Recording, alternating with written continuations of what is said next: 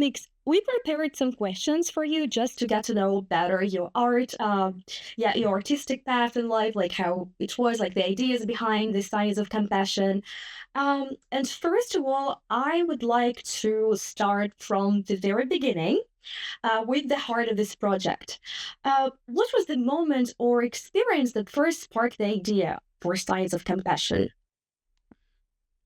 Uh, well, it came together in different ways over a period of years. I mean, it sort of crystallized over a period of years. My first introduction, first of all, to Emily Dickinson, I knew of her as a poet. I'm not a big poetry reader, but I was visiting my son at college many years ago, and I was looking for something to do while he went to class, and he said, "Well, right across the street is Emily Dickinson's house."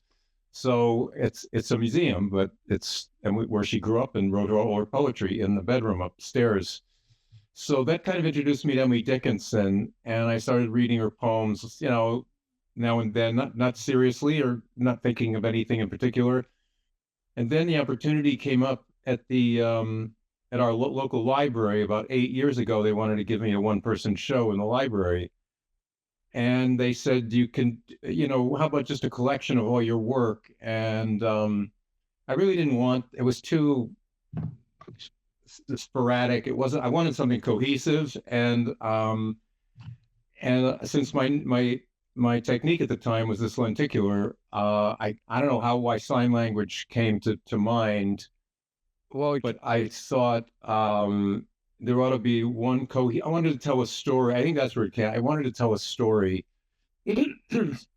with lenticular, just not one piece that did something and then you move on to the next piece and it does something else.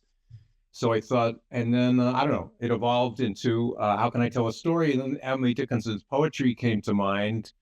I said, I want to do a poem. Maybe I should have a poem and have anyway, on and on. And then I thought, well, sign language conveys, can convey emotion with motion, as you so well pointed out in your article. So it kind of was, I can't track it step by step by step, but these things all sort of came together. My appreciation of Emily Dickinson, the lenticular technique, wanting to take it beyond the sheer novelty of, oh, this changes into that. That's cute, why not do something more meaningful, convey something?